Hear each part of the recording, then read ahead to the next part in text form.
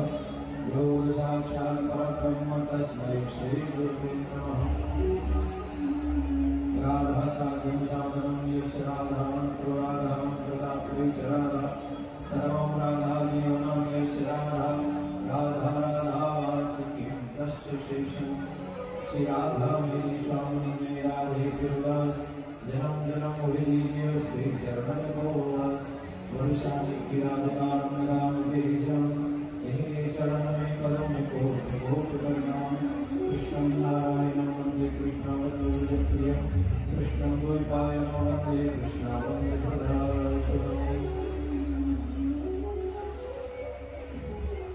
सभी श्रोता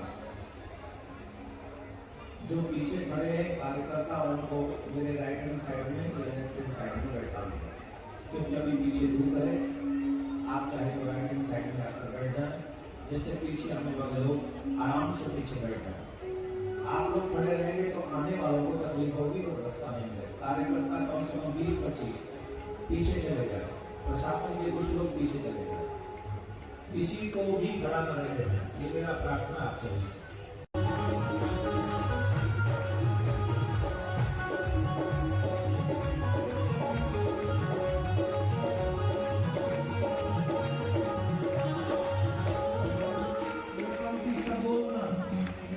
मेरे सामने का जब भजन होता है तो मन तो एकदम झूम जाता है और पैर तो रुक ही नहीं पाते हैं। मन करता है डांस करते ही जाओ, करते ही जाओ।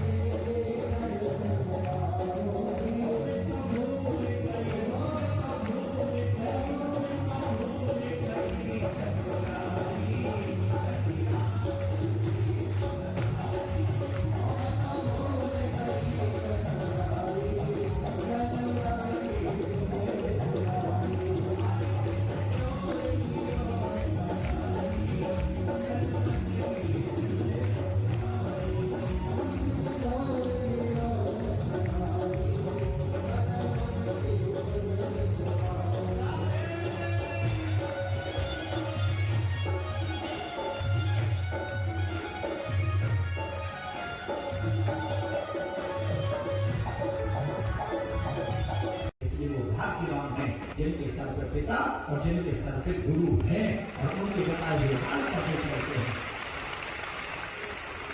एक और बात बड़ी सावधानी से सीख लीजिए, ये संसार तुम्हारी मर्जी से नहीं चलता। यहाँ कोई है जो वायु को भी चला रहा है, जो तुम्हें दिखाई नहीं पड़ता। यहाँ कोई है जो सूर्य को कहता है कि समय पे जाओ, यहाँ कोई है जो चंद्र को कहता है समय पे जाओ, यहाँ कोई है जो पृथ्वी को कहता है स्थिर रहना, यहाँ कोई है जो समुद्र से कहता है सीमा में रहना। अब बताओ, नदियों थोड़ी सी बारिश आ जाती है, नदियां क्या करती है, गंगा क्या करती है, उन्ना में भीतर घुसाती है कि नहीं? लेकिन इतनी बारिश होने के बाद भी कभी सागर क्यों नहीं उभरता? जब नदियों के उफान से गांव शहर तबाह होते हैं, आप सोचो जिस दिन सागर ने उफान ले लिया उस दिन क्या होगा? 75% इस पृथ्वी पे जल है चारों तरफ, सिर्फ 25 में हम सब बसे हुए। तुम अपनी मर्यादा तोड़कर कुछ भी मनमानी करते हो। जिस दिन समुद्र ने मनमानी की उस दिन हम कुछ भी करने के लायक नहीं रहेंगे। इसलिए सूर्य मर्यादा में है, चंद्र मर्यादा में है, पृथ्वी मर्यादा में है, सागर मर्यादा में है, और प्रत्येक मनुष्य को भी मर्यादा में रहना चाहिए, मर्यादा का उल्लंघन नहीं करना। और श्री सुखदेव जी महाराज राजा परीक्षित को सुंदर सुंदर कथाएं सुना रहे हैं। द्वारका की कथाएं चल रही हैं। भगवान द्वारका में पहुंचे, उनमें से 8 पटरानियों के साथ भगवान ने अलग अलग विवाह किया।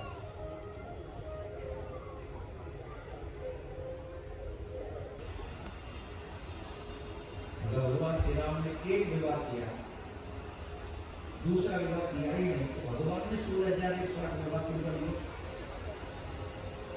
ध्यान से सुनेंगे, समझेंगे, खुद भी समझेंगे, और आगे कोई क्वेश्चन करे तो उसे भी समझाएंगे। पहली बात तो ये समझो, आत्मा होती है कि होता है? कैसे दिखे? लेकिन एक और बात है, ये छोटे ही हैं, ईश्वर छोटा नहीं है।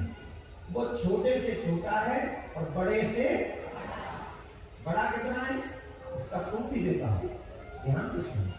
वो बड़ा कितना है? तो ये सम्मान करके बैठी, क्यों? ये होती है, फिर 7 फेरों के बाद इनका होता है। होता है कि नहीं होता? स्त्री स्वरूप है, ईश्वर परमात्मा है तो पुरुष स्वरूप है। प्रत्येक आत्मा का प्रति अगर कोई है तो सिर्फ परमात्मा है, मेरा भी और आपका। हम सबका जो पति है वो परमात्मा है, वो ईश्वर है। लेकिन जैसे एक बदचलन स्त्री अपने पति को छोड़ के भी 10 लोगों से बात करती है, वैसे ही हम जब शरीर में आए तो हम भी बदचलन हो गए, ईश्वर को छोड़ गए, बाकी सबसे बात करें। ये कौन है कि वो अपने पति को छोड़कर और किसी की तरफ नहीं देखती? जो एक ही पत्नी का व्रत लिए रखता है वो अपनी पत्नी को छोड़कर किसी और को नहीं देखता। ठीक वैसे जो सच्चा भक्त होता है वो अपने परमात्मा को छोड़कर किसी और में अपना मन नहीं लगाता।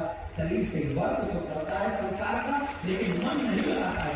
100 कन्याओं पर, उन आत्माओं पर जब विपत्ति पड़ी, एक राक्षस ने, भौमासुर नामक राक्षस ने उन्हें बंदी बना रखा था। सुखदेव जी महाराज कह रहे, ध्यान से सुनिए,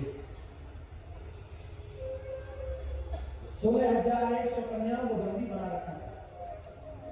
उन्हें वहां से एक तरीके से किडनैप कर लाया था, हरण कर लाया था उनके घरों से, और बंदी गृह में बंदी बना लिया था। एक बार देवर्षि नारद जा रहे थे, उन्होंने वो पुकार सुनी, सब रो रहे हैं, बिलख रहे हैं, व्याकुल हो रही हैं। तो नारद जी ने पूछा तुम दुखी क्यों हो? तो उन्होंने जवाब दिया, तो उन्होंने कहा चिंता मत करो, हम तुम्हारा दर्द भगवान के आगे प्रस्तुत करेंगे। नारद जी द्वारका में गए और द्वारकाधीश को जाके उन सभी कन्याओं का दुख बताया, हे नाथ कृपा करो, वो इतनी कन्याएं आपके ग्रह में और परेशान है उस राक्षस के अत्याचारों से। भगवान तुरंत गरुड़ पर सवार हुए और गरुड़ पर सवार होकर उन कन्याओं की रक्षा करने के लिए नारद जी के बताए हुए स्थान पर पहुंच गए। और नारद जी के बताए हुए स्थान पर जब पहुंचे, नारायण श्री कृष्ण द्वारकाधीश उस दुष्ट का जाके वध कर दिया, उस राक्षस का वध किया। और वध करने के बाद उन कन्याओं से कहा, कन्याओं जाओ अपने अपने ग्रह के लिए प्रस्थान करो, जाओ जहां से आई हो, जहां से लाया है वहां तुम जाओ। कन्या बोली महाराज हम कहाँ जाए? बोले अपने घर जाओ, अपने पिता के घर जाओ।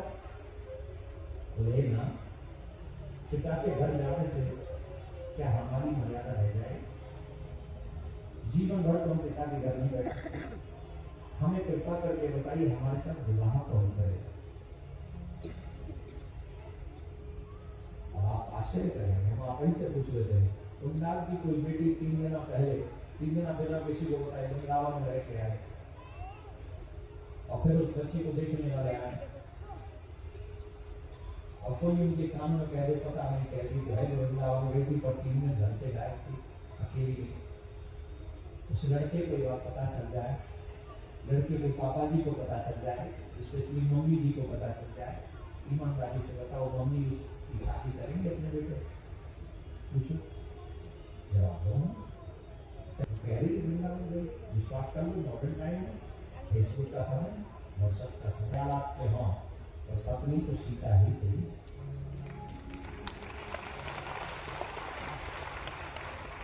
वो तो चाहे रावण हो। अब कोई लड़कों से पूछे 3 दिन कहां थे, कोई पूछेगा? मैं तो एक बात कहता हूं, जितना चरित्र लड़कियों का चरित्र है उतना ही चरित्र लड़कों का भी। हमें कौन स्वीकार करेगा?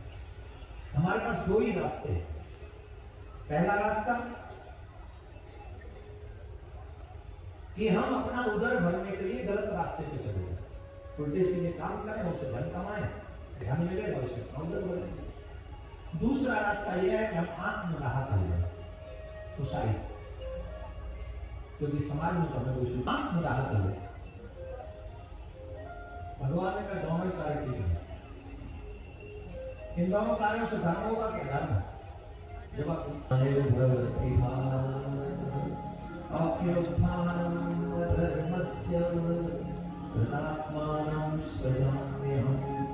परित्राणाय साधूनां विनाशाय च दुष्कृतां धर्म संस्थापनार्थाय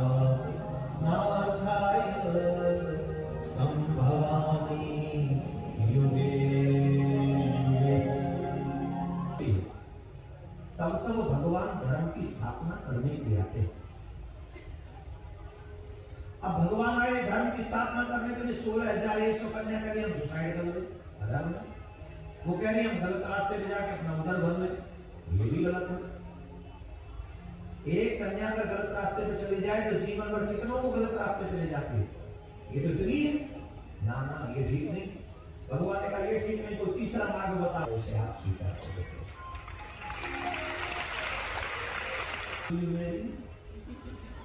आप हमसे शादी करोगे? क्योंकि जिसे कोई स्वीकार नहीं करता उसे आप करते हो। भगवान बोले यस आई विल मैरी, हम तुम सबसे शादी।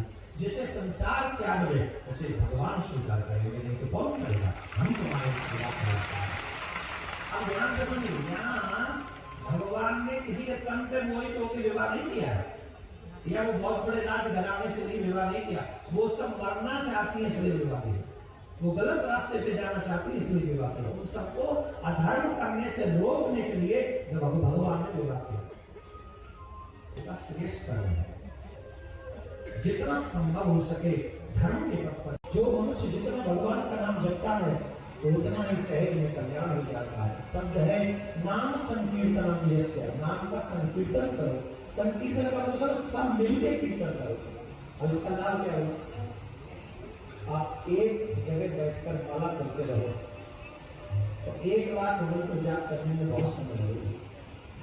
लेकिन यहाँ पर बैठकर आप मंत्र जपो, कितने लोग बैठे होंगे? यहाँ पर हजारों हजार लोग बैठे, मुंडी मुंडी दिख रही। अगर यहाँ पर हम एक बार भी लेंगे तो 1-2 बार में लाख से ऊपर मंत्र चला जाएगा। और अगर हमने 10-15 मिनट नाम जप लिया, 10 मिनट नाम जप लिया, तो हम गारंटी से कहते कहीं ना कहीं 1 करोड़ के पास पहुंच जाएंगे। 1 करोड़ मंत्र जाप करने में आपको घर में कितना समय लगेगा बताओ? जीवन में कर पाओगे 1 करोड़?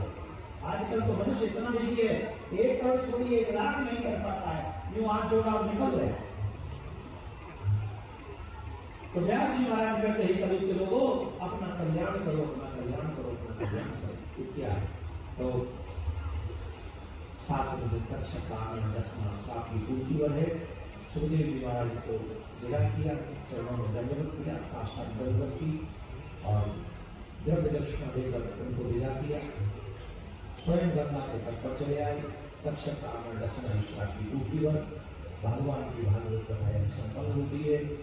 आप सभी से आप चाहेंगे प्रोग्राम में इकट्ठे करेंगे नहीं चाहोगे तो अभी से घड़ी लगाओ और 10